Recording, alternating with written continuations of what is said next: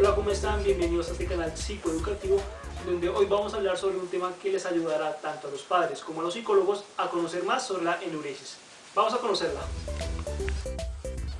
En el 2010, Ramírez y Asociados definen la enuresis según la Asociación Americana de Psiquiatría, diciendo que la enuresis es el escape frecuente de orina, ya sea en el día o ya sea en la noche, en la ropa o en la cama, teniendo en cuenta el escape involuntario o voluntario por parte del individuo. Según el Manual de Terapia de Conducta de la Infancia, escrito por Vallejo en el 2005, para diagnosticar a un niño con enuresis hay que tener en cuenta las siguientes características según el DSM-4.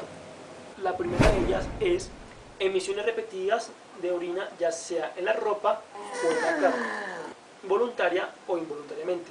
La segunda característica es el comportamiento debe tener una frecuencia de 2 veces por semana durante 3 meses consecutivamente. La tercera característica es el niño debe de haber presentado sufrimiento clínicamente significativo o un deterioro en el funcionamiento social, académico o otras áreas importantes en la vida del individuo. La cuarta característica es la edad cronológica de 5 años como mínimo o un nivel de desarrollo equivalente a este. Subtipo de enuresis según el trastorno.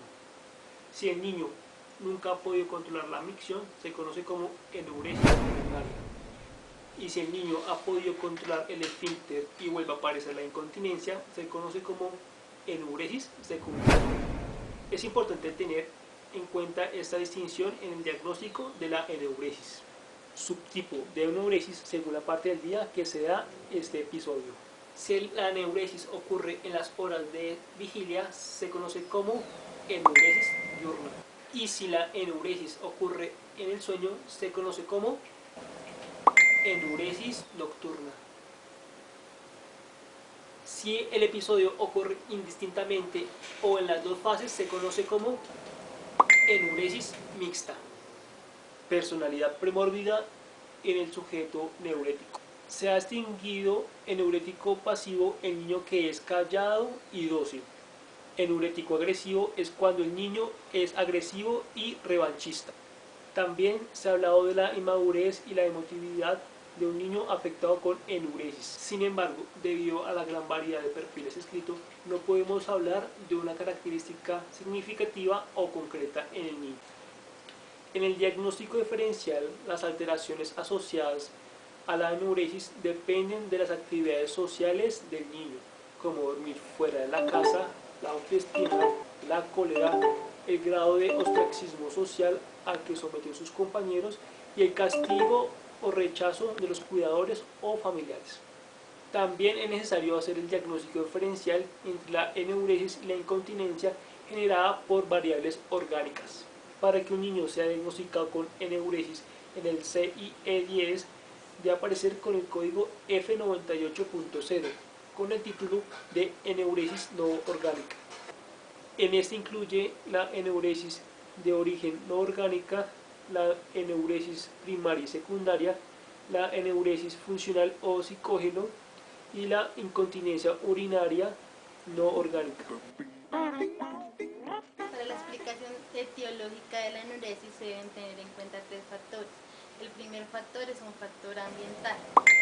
En este factor el modelo que influye es el modelo cognitivo-conductual. En este se tiene en cuenta que la enuresis se aprende por aprendizaje. Al ser adquirido por aprendizaje se puede modificar la conducta, ya que es adquirido por condicionamiento clásico y se mantiene por condicionamiento operante. Para modificar la conducta se debe entrenar al niño en nuevas habilidades. El niño debe adquirir un nuevo repertorio, en donde comience a tener un desarrollo neuromuscular, en donde tenga hábitos de evacuación y donde controle la micción y empiece a reconocer las señales fisiológicas para que inhiba la orina hasta llegar al lugar adecuado. El segundo factor es un factor genético. En este factor se debe tener en cuenta si los padres o algún familiar cercano al niño ha presentado enuresis, ya que esto hace que la probabilidad de adquirir este trastorno se haga más probable. El tercer factor es un factor fisiológica. En este se debe tener en cuenta alteraciones en el sueño y en el despertar, también en la capacidad de la vejiga del niño y la poliuria nocturna. El modelo cognitivo-conductual también da explicaciones de la adquisición de la enuresis. Una explicación puede ser que los niños que tienen separación de los padres o que han perdido a su madre, tienen abuso sexual o son de bajos recursos, tienen la vulnerabilidad de adquirir este trastorno. También para el mantenimiento se deben tener en cuenta dos factores. El primero es que la baja tolerancia de los padres, ya que ellos al iniciar una intervención esperan un tratamiento rápido, pero se debe tener en cuenta que el niño debe adquirir un nuevo repertorio de conducta en donde el proceso es un poco demorado. El segundo es el nivel de estrés del niño. El niño, al estar inmerso en esta situación, empieza a tener altos niveles de estrés por la adquisición de este trastorno.